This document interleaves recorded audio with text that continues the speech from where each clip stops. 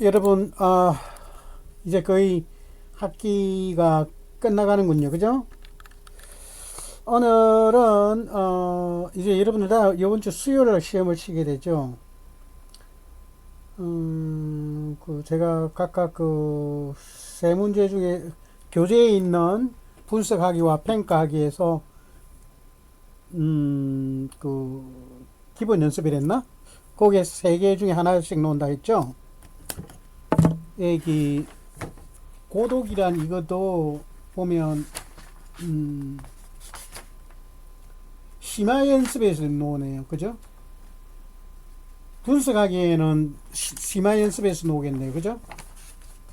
자, 그 중에 하나입니다. 여기 고독 책자 보면 고독이란 고도의 로빈슨, 요거 우리가 같이 한번, 오늘 이거 나왔으니까 이건 시험에 안 나오겠다. 그죠?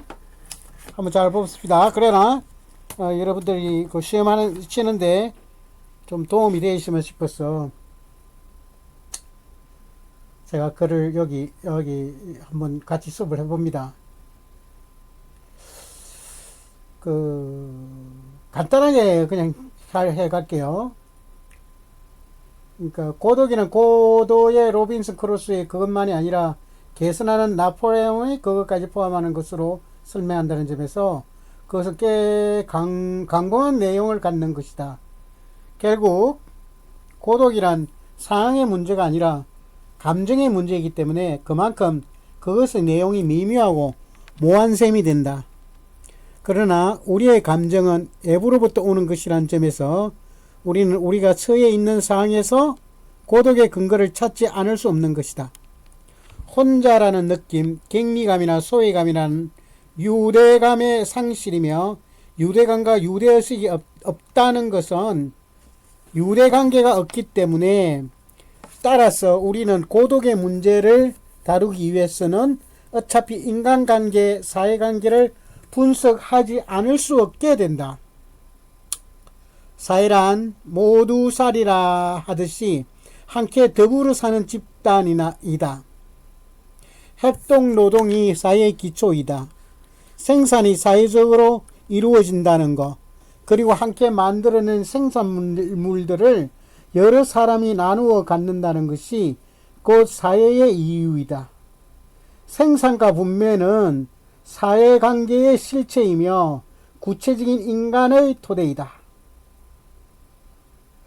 그러므로 고독의 문제는 바로 생산과 분배에 있어서 소의 문제로 파악될 수 있는 것이다. 만들어내고 나누는 과정의 무엇이 사람들을 소외시키는가?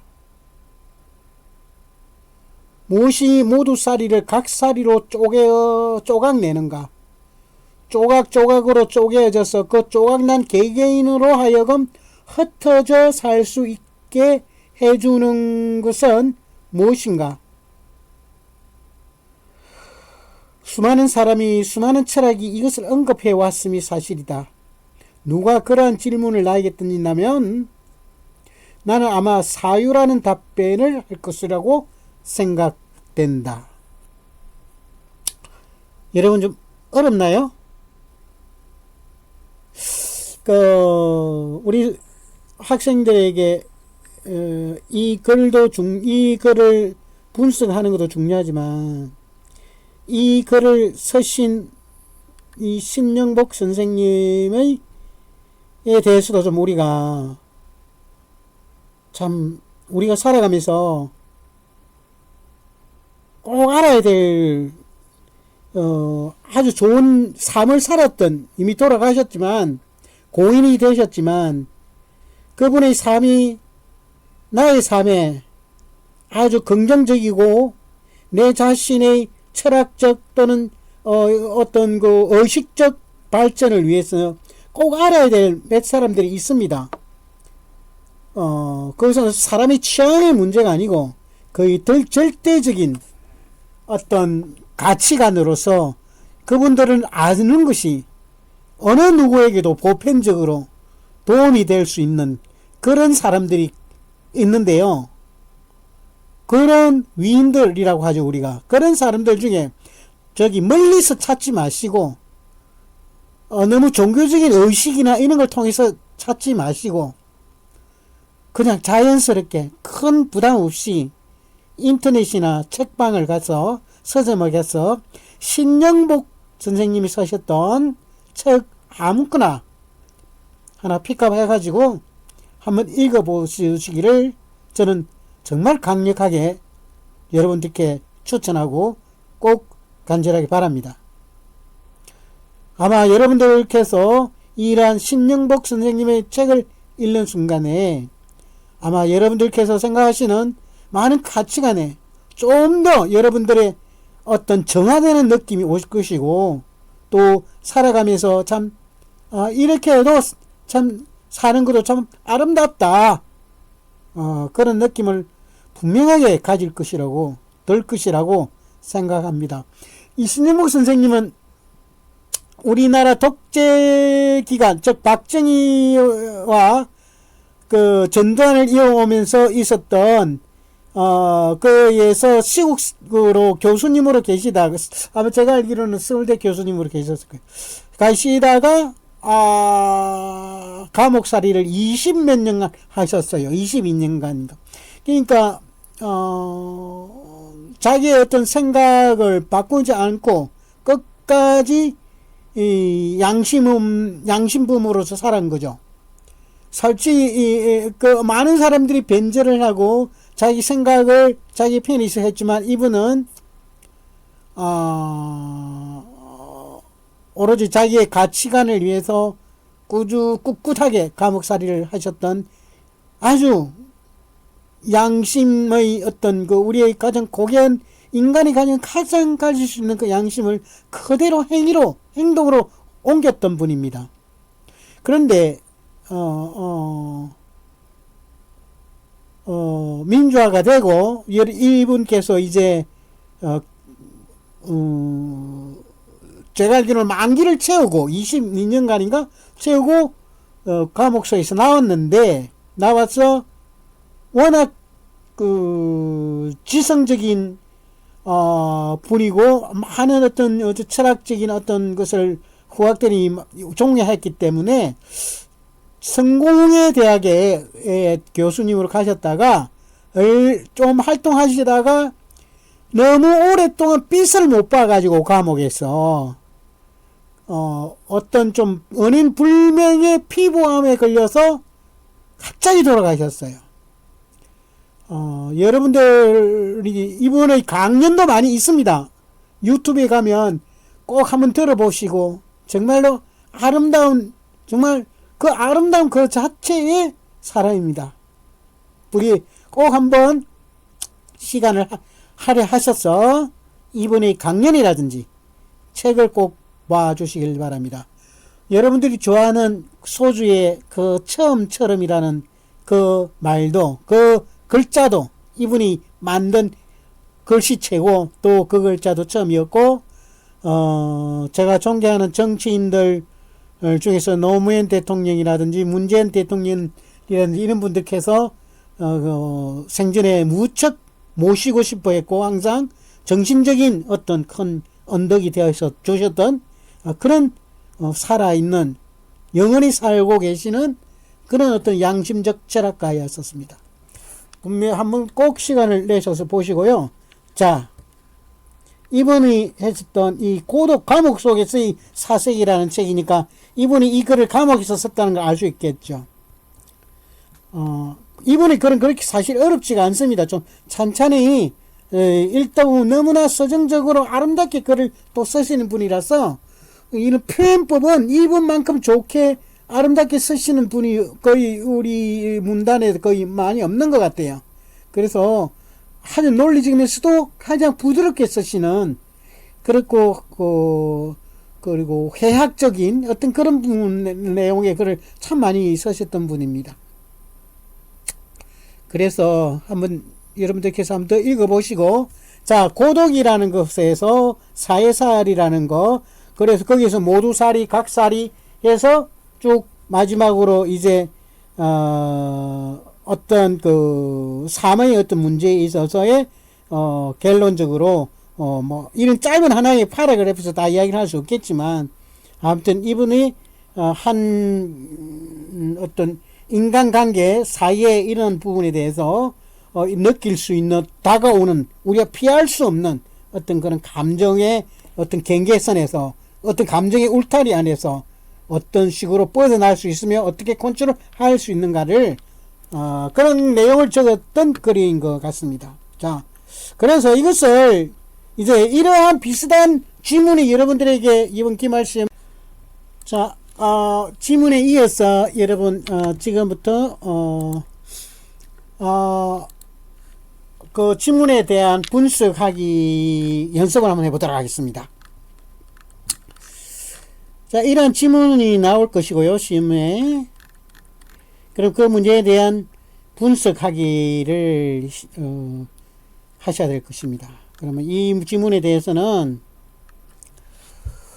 자, 해난 문제에 대해서 일단 적어봐야 되겠죠. 여러분 이렇게 뭐 테이블로 안 만들으셔도 됩니다. 그냥 뭐 예쁘게 잘 정리하시면 돼요. 뭐 그냥 해난 문제가 뭐고, 핵심어가 뭐고, 근거가 뭐고.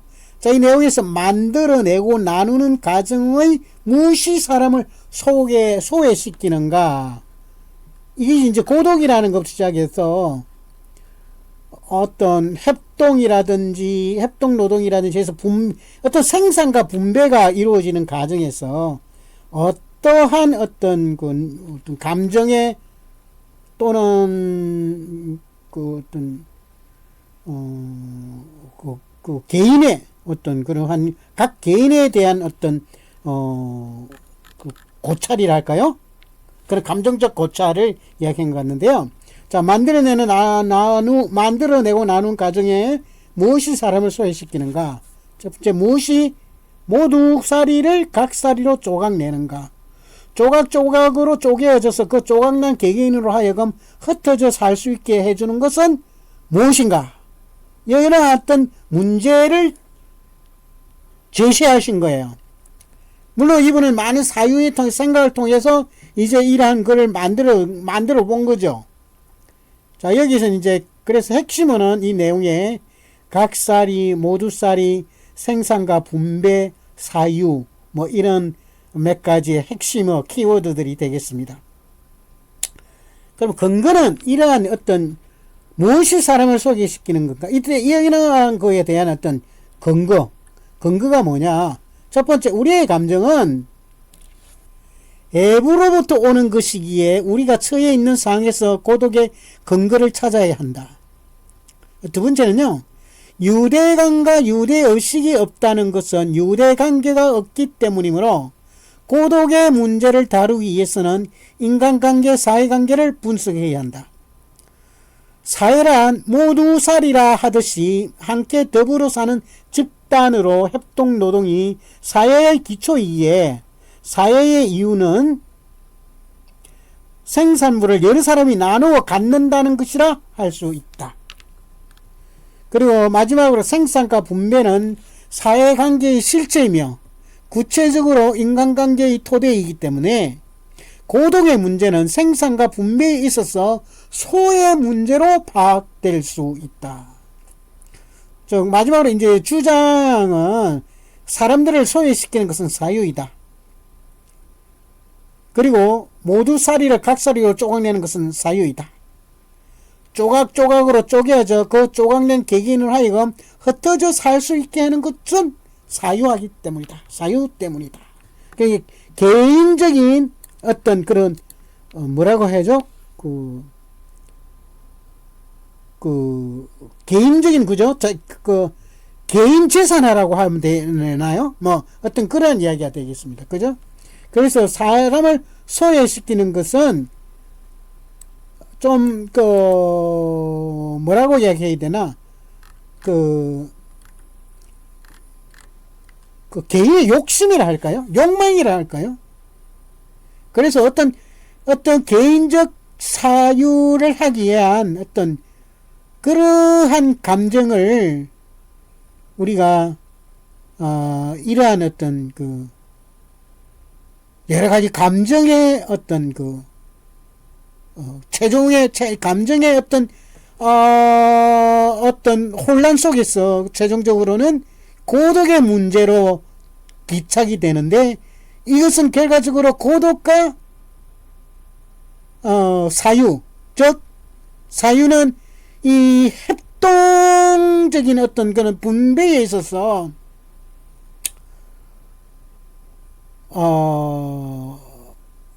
어떤 분리하는 역할, 즉 조각을 내어서 하는 어떤 그러한 사유의 개념이 여기에 들이지 않나, 그런 생각이 듭니다. 자, 이런 건데 여러분들 이거 하는 예입니다. 그러니까 예고 그냥 읽어보고 지난번에 공부하셨던 책 내용을 한 번 더 보시고, 해남 문제가 무엇이냐, 핵심이가 뭐냐, 그에 대한 근거, 해남 문제에 대한 왜 이렇게 생각하는 어떤 근거, 그리고 이 사람 주장하는 그러한 그것을 여러분들이 정리를 잘 하셔가지고 여러분들의 생각으로 한번 다시 한번 되새김하는 어떤 그러한 주장을 해보시길 바랍니다. 이것이 분석학이고요. 이제 두 번째는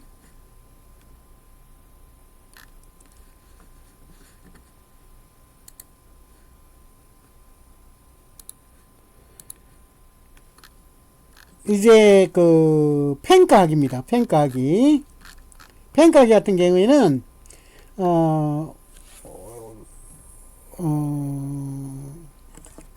평가학이는 어디에서 제가 출제했다던가요? 평가학에는 기본 연습에서 논다 했죠, 그죠? 기본 연습에서. 기본 연습 3개 중에 하나입니다. 지금 현재 여러분들 보고 있는 거는. 그래서 이제 이 한 개를 보고 나머지 2개 중에 하나가 나오겠다, 그죠? 그 좀 보시고, 저로 말하자면 개인의 소유물이 사유재산으로 인정되는 곳에 그러한 평등이 가능할지 의문입니다. 재화가 무진장으로 있는 것이 아닐진데 누구나 그가 획득할 수 있는 모든 재산에 대한 절대적인 소유권을 주장하게 된다면 소수가 그것을 가지게 되고 나머지는 빈곤을 면치 못하게 됩니다. 빈곤한 자들도 부유한 자들만큼 잘 살 수 있어야 한다는 것은 일반적으로 절대적인 요청입니다. 왜냐하면 부자들은 탐욕스럽고 파렴치하며 무용의 인간들임에 반하여 가난한 자들은 품위 단정하고 단순하며 매일매일의 노동으로 그들의 자신보다는 자유에 더욱 기여하는 사람들이기 때문입니다. 따라서 저는 사유재산이 철폐되지 않고 바르고 고른 재화의 분배나 인간 세계의 행복이 있을 수 있다고는 도저히 생각할 수 없습니다. 사유재산이 존속하는 한 지금까지 알려진 바로는 인류의 최대 다수를 차지하면서도 가장 선량한 사람들이 빈곤과 불행의 무거운 짐을 면할 수는 없을 것입니다. 한번 있잖아요. 이 지문을 읽을 때 어떤 한 말에 너무 치중하지 마시고 이 전체적으로 뭘 의미하는가를 파악을 하셔야 됩니다. 하셔야 되고요. 그래서 제가 볼 때는 여러분들이 이거를 이제 평가하면서 읽어나면 그냥 한 번으로서 바로 쭉 평가할 수 있으면 가장 이상적이겠지만 한두 번은 더 읽어보고 쭉 써내려가야 되지 않겠나라는 생각이 드네요. 자, 아무튼 여기에 대한 어떤 식으로 평가했는지 한번 보시길 바랍니다. 참고로 여러분, 이건 이제 토마스 모어의 유토피아에서 나온 거네요. 자, 통계에 하면 있잖아요. 전 세계 약 300명의 부자들의 재산과 나머지 60억의 인구들의 재산하고 거의 비슷합니다. 그 총량이. 그만큼 부의 어떤 사유재산이 그렇게 많이 치중되어 있는 세상에서 저희들이 살고 있는 거죠. 아무튼 이건 아주 오래전에 아마 유토피아가 상당히 100년 이상 된 책인 걸 알고 있는데 상당히 오래된 책입니다. 그때 당시에 아마 인문주의라든지 이런 어떤 계약이 때 아마 이런 책이 나온 것 같습니다. 자, 그럼 주장은 뭐냐? 사유재산의 첫 번째, 무조건 철폐되어야 된다는 이야기죠, 그죠? 그리고 아주 가난한 부자들을 욕을 하고 가난한 사람을 아주 긍정적으로 미화시켰죠. 개인의 소유물이 사유재산으로 인정되면 평등이 가능하지 않다. 재화가 무진장으로 있는 것이 아니다. 절대적인 소유권을 주장하면 소수가 그것을 가지게 된다. 즉 사유재산은 철폐되어야 된다 있고요. 그 근거로는 개인의 소유물이 사유재산으로 인정되면 평등이 가능하지 않다. 재화가 무진장으로 있는 것이 아니다. 절대적인 소유권을 주장하면 소수가 그것을 가지게 된다. 아주 뭐 나름대로의 논리가 있습니다. 그죠? 그 두 번째, 빈곤한 자들도 잘 살아야 된다. 잘 살아야 한다. 즉 평등해야 한다. 이 말이나. 그죠? 부자들은 탐욕스럽고 파렴치하며 무용의 인간들이다. 가난한 자들은 품행이 단정하고 단순하며 노동으로 사회에 기여한다. 이러한 상황이었고요. 자, 이러한 어떤 주장이 있었다. 그죠? 막 근거가 있다. 그죠? 근거가. 그러면 이제 이거에 대한 이제 밑받침이 되는 이 내용이 과연 이 논쟁이 정확하게 잘 형성되는지 한번 봅시다. 첫 번째, 인정 가능성. 이의 가난한 자들이 분명히 당장하고 단순하며 노동으로 사회에 한다. 이를 부자들이 탐욕스럽고 파렴치하며 무용의 인간들이라는 것을 합리적으로 사고하는 사람들이 일반적으로 동의할 수 있는 근거일까? 우선 사실적으로 그러한지 의문을 제기할 수 있다. 두 번째, 관련성. 사유재산이 인정되면 평등이 가능하지 않고 평등해야 하기 때문에 사유재산은 폐지되어야 한다는 논정은 형식적으로 훌륭한 연력 논쟁이라 볼 수 있다. 그러나 탐욕스럽고 파렴치한 도덕적 품행을 이유로 부자를 살아서 안 되는 이유가 되지는 못한다. 그죠? 이것도 맞는 말이에요. 그죠? 즉 도덕적인 것과 경제적 부와는 직접적인 관련이 없다. 물론 우리는 도덕적으로 훌륭한 사람이 잘 살게 되면 경제적인 부로 보상받았다고 평가하기도 하고, 그러한 이유로 도덕적으로 훌륭한 삶을 살도록 다른 사람에게 좋은 모범 사례가 된다고 말하기도 한다. 그러나 도덕적인 훌륭함을 근거로 경제적 부와 보상을 주장할 수는 없다. 저자의 말대로 부자가 파렴치하다고 하더라도 그런 이유로 잘 살아서는 안 된다고 한다면 그것은 논점 이탈의 오류에 해당한다. 아주 정확하게 잘 썼다. 그죠? 아주 정확한 어떤 그런 평가를 했네요. 그래서 이 글 내용에 따라서 어떤 부분은 아주 정확한 논쟁에 의한 걸 하지만 어떤 부분에서 굉장히 허점이 있다는 것을 여러분들이 이러한 인정 가능성의 관련성이라든지 뭐 또 충분성이라는 이런 게 있잖아요. 그런 걸 통해서 한번 다른 지문을 볼 때 한번 판단해서 잘 적어 내려가시기를 바랍니다. 이것이 이제 이상 모두 여러분들이 이번 시험에 보셔야 해야 될 어떤 그런 내용인데요. 이런 식으로 이제 시험을 치르면 됩니다. 그래서 이 지문 두 개가 나갈 것이고 그 지문에 따라서 여러분들이 한번 여러분들이 그 어떤 각 단계에 따라 단계를 잘 설정하시 가지고 잘 마무리를 하기를 바랍니다. 좋은 성적만 뭐 좋은 성적이라보다는 좋은 결과라든지 여러분들이 만족할 수 있는 그런 시험이라기보다는 한 평가의 시간을 가져보시길 바라고요. 자, 한두 가지 제가 누차 강조하지만은 아주 좋은 목소리 있잖아요. 제가 목소리 안 좋은 거 제가 목소리에 대해서 한이 맺히는지 모르지만 정말 살면서 목소리 좋은 사람들이나 뭐 외모적으로 잘생긴 사람들도 남성이나 여성도 상당히 좋은 인상을 주어서 메리트를 가지만 특별하게 남성 같은 경우나 여성 같은 경우는 아주 특별한 상황이 아니면 일반적으로 자기가 조금씩 가꾸면 나름이잖아요. 근데 목소리는 괜히 가꾸기 힘듭니다. 그래서 굉장히 연습이 필요하기 때문에 좀 그러한 정보가 담겨져 있는 유튜브 자료가 있어서 한번 같이 한번 보도록 하겠습니다. 몽골레 파스타 하나. 네, 많은 분들께서 요청하셨던 몽골레 파스타. 네, 그런데 저는 처음부터 이 몽골레 파스타를 잘하게 됐을까요? 저는 라디오 PD에서 회사의 필요에 의해 진행자가 되었던 케이스입니다. 우수한 트레이닝과 훈련과 연습들, 수많은 이불킥들을 통해 지금의 목소리가 됐는데요. 지금부터 마이크 뒤에 있던 저를 마이크 앞에 설 수 있게 해줬던 트레이닝 방법들 모두 공개합니다. 안녕하세요, 히든츠입니다. 목소리는 제2의 얼굴이라고 생각하는데요. 이미지가 좋아지고 매력이 생기는 것뿐 아니라 좋은 목소리를 가지면 얻게 되는 장점들이 생각보다 많습니다. 편안하고 좋은 발성의 목소리는 그 사람이 정서적으로도 안정되어 보이고 여유 있어 보입니다. 흔히 귀티난다고들 하죠. 목소리가 좋으면 이 귀티, 아우라까지도 느껴지는데요. 연기를 잘하는 배우들을 떠올렸을 때 좋은 발성, 좋은 목소리가 자동으로 재생됩니다. 또 힘있고 울림 있는 목소리는 사람들 앞에서 발표를 할 때 이 말에 신뢰감까지 생기게 합니다. 그런데 여기서 좋은 목소리란 어떤 목소리일까요? 좋은 목소리란 내기 편한 소리, 듣기 편한 소리입니다. 불안하게 들리는 목소리는 톤도 어딘지 모르게 어색하고 목소리 자체가 떨리거나 답답하게 들리죠. 반면 듣기 좋은 목소리는 마치 좋은 금관악기처럼 시원하고 뻥 뚫린 느낌입니다. 듣기에도 편안하게 들리죠. 네, 이렇게 편안하게 소리를 내기 위한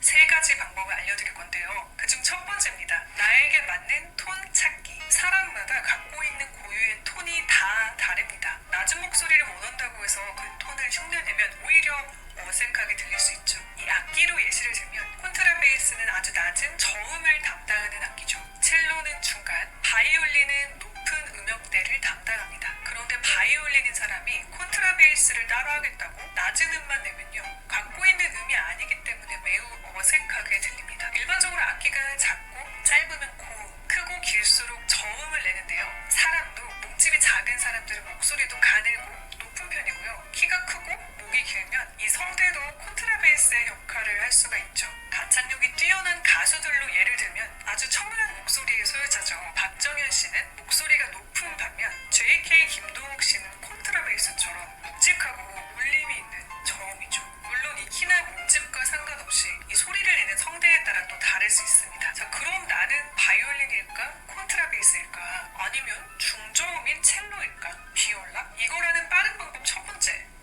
노래방.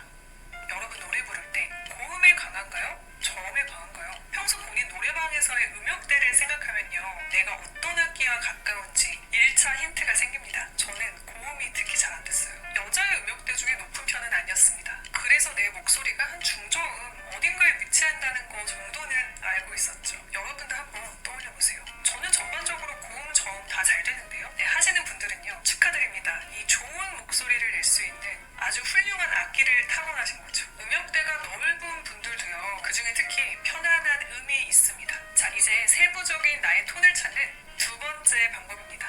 목 울 때. 대략적인 내 목소리의 음역대를 잡고 나서요, 도레미파솔라시도를 한번 내보시는 거예요. 이 소리를 낼 때 우리 목에 이 목을대가 있어요. 이 여자분들은 이 침을 한번 삼키시면 이 움직이는 부분이 있을 겁니다. 이 목을대에 손을 댄 다음 한번 음계를 천천히 내보세요. 낮은 음을 내면 물대가 내려가고요. 또 소리가 높아질수록 점점 이 물대가 올라갑니다. 소리를 내지 않았을 때 원래 잡힌 이 목을대의 위치 있죠. 어떤 음을 내면 이 목을대가 그 처음 위치에서 편안하게 고정이 되어 있어요. 저는 이게 도 정도였어요. 네, 이 도의 음으로 안녕하세요, 히렌츠입니다. 그 음으로 소리를 내보시는 거예요. 그 소리가 여러분이 타고난 악기의 고유음입니다. 그 음을 기억했다가 평소에 계속 소리를 내보는 거죠. 나의 음을 찾았다면 다음 스텝은요, 3번째, 쉐도잉. 말을 듣고 따라하는 방법, 쉐도잉. 이거 영어나 외국어 공부할 때 특히 많이 쓰이죠. 이게 우리말 좋은 목소리를 연습할 때도 해당이 됩니다. 특히 나와 음색이 비슷한 롤모델을 찾으시면 더 빠르게 발전이 됩니다. 그분의 말을 듣고 따라하면서 이럴 때는 음을 이렇게 내는구나. 그리고 높낮이를 활용하는 방법, 호흡까지 배우실 수 있습니다. 제가 이전에 다니던 방송국에서 갑자기 진행자가 됐을 당시에 이 매일 출근하는 차 안에서 이 쉐도잉을 했는데요, 정말 빨리 늘었습니다. 방송이 아니라도요, 평소에 말을 하다가 그 사람이라면 어떻게 말했을까를 떠올리면서 말 습관을 개선하면 조금씩 좋아질 수 있습니다. 목소리 좋아지는 방법 두 번째입니다. 호흡 개선. 호흡을 개선하는 첫 번째 방법은 바로 첫 번째, 역시 호흡입니다. 배로 숨을 쉬는 건데요. 일단 시작은 말을 할 때 이 목에 힘을 주는 게 아닌 아랫배에 힘을 주면서 말을 해보시는 걸 추천드립니다. 숨을 쉴 때 코로 들이마시면서 아랫배를 풀리고요. 내쉴 때 입으로 조금씩 내쉬는 훈련을 꾸준히 하시면 좋습니다. 호흡을 개선하는 두 번째 방법입니다. 긴 호흡. 아무리 좋은 목소리를 가지고 있어도요. 짧은 호흡으로 말하면 굉장히 불안하게 들립니다. 안정적이고 편안한 목소리에는 긴 호흡이 상당히 중요한데요. 운동을 통해서 폐활량을 늘리는 것도 좋지만 내 호흡 안에서 숨을 조금씩 분배해서 내뱉는 방법도 있습니다. 크게 들이신 다음에 후 하고 뱉어버리는 게 아니라 말할 때 호흡을 쓰듯이 숨을 들이마신 다음에 조금씩 끊어서 쓰는 거죠. 이건 긴 문장을 읽는 연습을 하시면 좋은데요. 숨 쉴 구간을 먼저 체크하고 그때까지는 숨을 쉬지 않는 거예요. 먼저 이 불안정하게 들리는 호흡의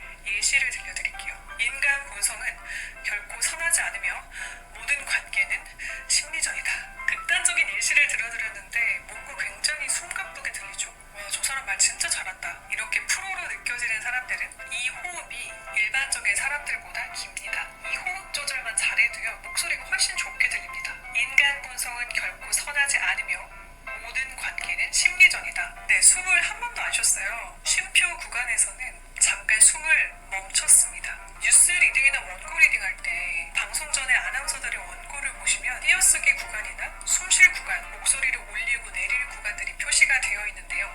바로 이겁니다. 내 목소리가 유독 불안하게 들리거나 말하는 문장이 길어지면 이 숨이 너무 짧지는 않았는지 한번 되돌아보시면 좋을 듯해요. 가장 좋은 연습 방법은 바로 책 읽기입니다. 책을 읽을 때 숨 쉴 구간을 최소화해서 한번 읽어보세요. 목소리 좋아지는 마지막 방법. 세 번째, 울림 만들기. 네, 좋은 목소리는 이 울림이 좋다고 하죠. 울림을 만들려면 좋은 발성, 다음으로 이 입 공간을 확보해야 됩니다. 이것만 개선하셔도 좀 달라졌는데? 느끼실 수 있습니다. 이 입안의 실평수를 늘리는 거예요. 울림 만드는 방법 첫 번째, 입 동굴 만들기. 입 안에 공간 동굴을 만들어서 울림을 주는 건데요. 이 동굴처럼 둥그런 공간을 만들어야 되는데 가장 방해가 되는 부위가 있습니다.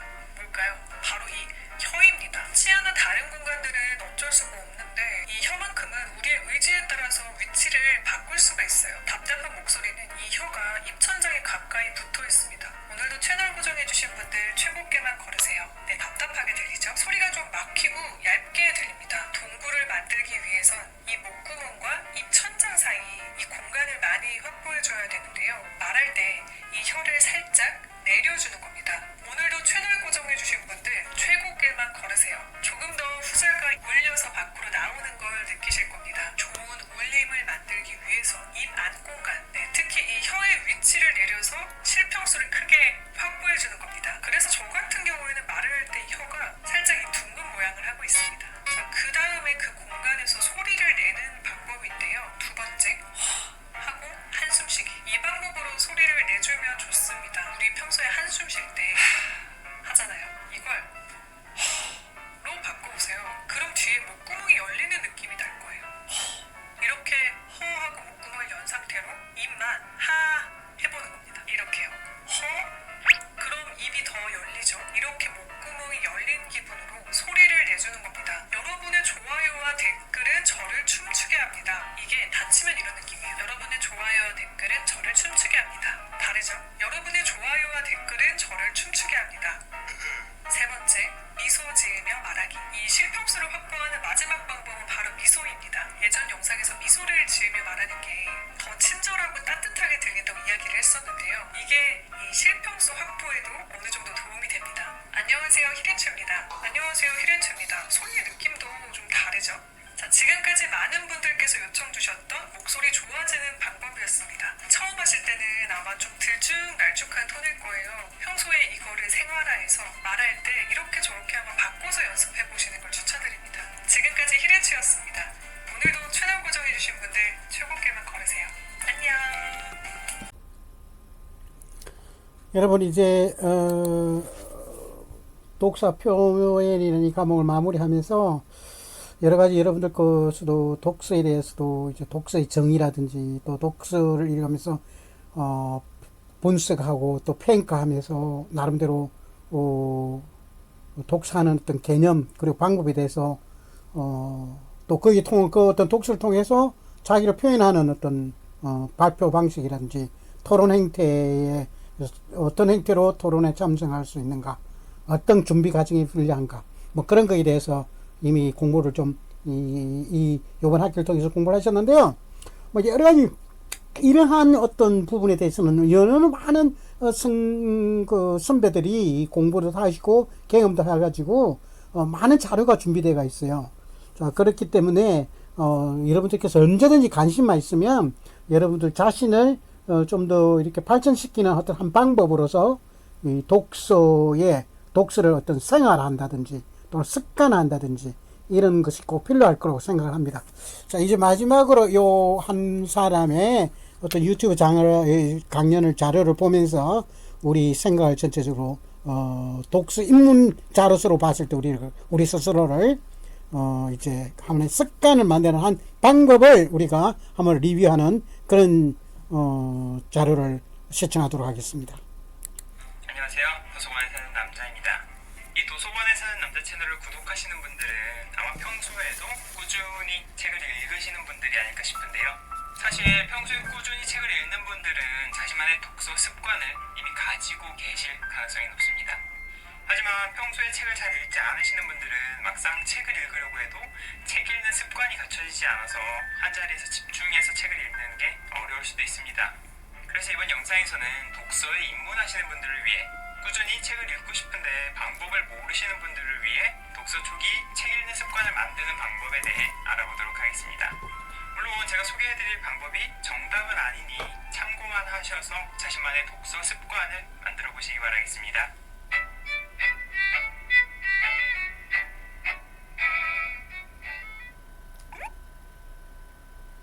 책 읽는 습관을 만들기 위해서는 제일 먼저 책 읽을 시간을 정해야 합니다. 평소 책을 잘 읽지 않으시는 분들은 시간이 나면 읽어야지 라고 생각하시는 분들이 많습니다. 하지만 평소에 책을 꾸준히 읽는 분들은 자신만의 독서 시간을 가지고 있습니다. 짜투리 시간마다 책을 읽는 분도 계시고 특정 시간대에 읽는 분들도 계십니다. 사실 우리에겐 책 읽을 시간이 없는 것이 아니라 독서가 우선순위에서 뒤로 밀려 있을 뿐입니다. 아무리 바빠도 책을 꾸준히 읽는 분들은 어떻게든 책 읽을 시간을 마련합니다. 그래서 독서 초기에는 책 읽는 습관을 만들기 위해서는 책 읽는 시간을 정하는 것이 좋습니다. 이때는 앞에서 말씀드린 대로 두 가지 방법이 있을 텐데요. 하나는 짜투리 시간을 활용하는 방법이고 다른 하나는 독서 시간을 정하는 방법입니다. 저 같은 경우는 두 가지 방법을 모두 활용하고 있는데요. 영상 편집을 하는 중간중간 휴식을 취할 때마다 책을 읽으면 쉬기도 하고 매일 아침 5시 반부터 7시까지 1시간 반 동안을 독서 시간으로 정해도 매일 꾸준히 책을 읽고 있습니다. 평소 책을 잘 읽지 않으시는 분들은 여유가 생기면 책을 읽어야지 라고 생각하시는 경우가 많을 텐데요. 사실 그런 분들은 여유가 생기면 쉬거나 본인의 취미를 즐기지 평소 하지도 않던 책을 읽게 되지는 않습니다. 그래서 책을 꾸준히 읽기 위해서는 시간을 내서 책을 읽어야 합니다. 독서 초기에는 짜투리 시간에 책을 읽는 게 의외로 쉽지 않기 때문에 초기에는 독서 시간을 정해서 꾸준히 책 읽는 습관을 들이는 게 가장 중요합니다. 저처럼 아침에 독서 시간을 정해서 30분씩 책을 읽는 것도 좋고 자기 전에 독서 시간을 마련해서 책을 읽는 것도 좋습니다. 그리고 매일 30분이나 1시간씩 투자할 필요도 없습니다. 습관을 만들 때는 하루 10분씩 책을 읽는 것도 습관을 만드는 데 도움이 됩니다. 그렇게 매일 꾸준히 책을 읽을 독서 시간을 정했다면 다음 단계로 넘어갑니다. 책 읽을 시간이나 정해서 읽으면 되지 굳이 책을 읽을 장소까지 정해야 할까? 라고 생각하시는 분도 계실 텐데요. 평소 책을 잘 읽지 않으시는 분이라면 평소 생활하는 환경이 책을 읽을 만한 환경이 아닐 가능성이 높습니다. 인간은 자신의 의지보다는 환경에 더 많은 영향을 받기 때문에 책 읽는 습관을 만들기 위해서는 책을 읽을 수 있는 환경을 만들어줘야 합니다. 그래서 책을 읽을 시간을 정했다면 이번에는 책을 읽을 환경을 만들어야 합니다. 보통은 집에서 책을 읽으실 텐데요. 책 읽는 환경을 만들기 위해서는 공간을 분리해서 책 읽는 공간을 만드는 것이 좋습니다. 평소 잘 안 쓰는 책상이 있다면 그 책상을 책 읽는 책상으로 정하는 것도 좋고 집에 남는 공간이 있다면 그곳을 책 읽는 공간으로 정해도 좋습니다. 이때 중요한 것은 책을 읽기로 정한 공간이 있다면 그 공간에서는 책만 읽는 것이 습관을 만드는 데 가장 좋은 방법입니다. 이렇게 공간을 분리하기가 어렵다면 공간이 아닌 도구를 활용해서 책 읽는 환경을 만드는 것도 좋습니다. 책상이 하나뿐이라면 공부할 때는 공부에 관련된 도구만 올려놓고 책을 읽을 때는 독서대처럼 책을 읽는 데 필요한 도구 외에는 모두 치우는 것이 한 공간을 분리해서 활용하는 방법입니다. 이렇게 책 읽는 환경을 만들어줘야 우리 뇌가 그곳을 책 읽는 공간으로 인식해서 책을 읽는 데 집중할 수 있게 됩니다. 저는 작업실에서 유튜브 영상 촬영과 독서를 모두 하고 있는데요. 영상 촬영을 할 때는 책상의 모든 도구를 치우고 영상 촬영에 필요한 장비들만 놓고 촬영을 진행하고 촬영이 끝나면 다시 책 읽는 공간으로 바꿔서 작업실을 책 읽는 공간으로 활용하고 있습니다. 책 읽을 시간을 정하셨다면 이렇게 책을 읽을 공간도 마련해 보시기 바라겠습니다.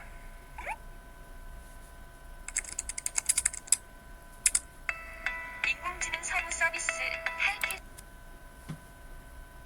책 읽을 시간과 장소를 정했다면 이제는 읽을 책을 골라야 합니다.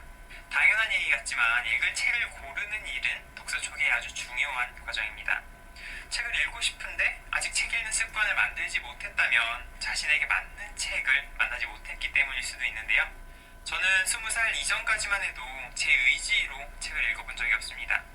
하지만 책을 읽어보고 싶다는 생각을 한 후에 어떤 책을 읽을지 찾아보면서 처음으로 책에 맞는 책을 발견할 수 있었습니다. 자신에게 맞는 책이란 자신의 독서 수준에 맞는 책, 관심을 가지고 있는 분야의 책, 자신 앞에 놓인 문제를 해결하는 데 도움을 주는 책 등을 말합니다. 한마디로 본인의 독서 수준에 맞는 책 중 꼭 읽어보고 싶은 책을 골라야 한다는 말입니다. 평소 잘 읽지 않던 책을 꾸준히 읽는 습관을 만들기 위해서는 책 읽는 경험이 재미있는 경험이 되거나 유용한 경험으로 남아야 합니다. 그래야 한 권의 책도 다 읽어낼 수 있을 테고 또 다음 책을 읽어보고 싶어지기 때문입니다. 그래서 책 읽는 습관을 만들 때는 자신의 독서 수준에 맞고 읽고 싶은 책을 고르는데 많은 시간을 투자해도 좋습니다. 남들이 좋다고 하는 책, 고전이라 불리는 책, 베스트셀러에 오른 책을 선택할 필요는 없습니다. 사람마다 독서 수준도 다르고 관심 분야도 다르기 때문에 직접 서점에 가서 이 책 저 책 뒤적여보시고 자신에게 맞는 책을 선택하시면 됩니다. 독서 초기에는 청소년들이 읽는 책도 좋으니 반드시 자신의 독서 수준에 맞는 책을 고르시기 바라겠습니다.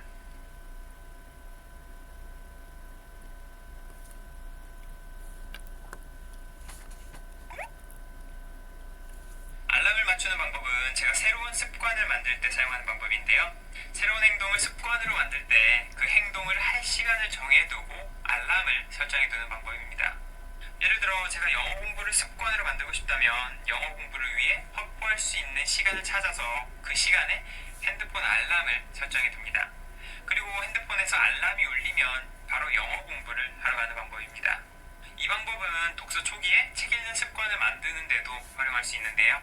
책 읽을 시간과 장소, 그리고 읽을 책을 정했다면 책을 읽기로 정한 시간에 핸드폰 알람을 맞춰둡니다. 그리고 해당 시간에 핸드폰에서 알람이 울리면 하고 있던 모든 일을 멈추고 책 읽는 장소로 이동하면 됩니다. 책을 읽기로 한 시간만큼은 철저히 지키고 책을 읽는 동안에도 스마트폰을 보거나 다른 일은 하지 않으면서 책을 읽는 데만 집중합니다. 평소 책 읽는 습관이 없다면 특정 시간에 책을 읽기로 했다고 하더라도 책을 읽기보다는 평소에 하던 행동을 할 가능성이 높습니다. 그래서 알람을 맞춤으로써 책을 읽을 시간이라는 신호를 주면 평소에 하지 않던 행동이라도 책을 읽을 시간이라는 것을 인식하게 됩니다. 이렇게 며칠 하다 보면 핸드폰에서 알람만 울리면 자연스럽게 책을 읽으러 가게 됩니다. 책을 10분 읽든 1시간 읽든 꾸준히 읽다 보면 나중에는 알람이 없어도 그 시간이 책 읽는 시간이라는 것을 인식하게 돼 그 시간만 되면 책을 읽으러 가게 됩니다.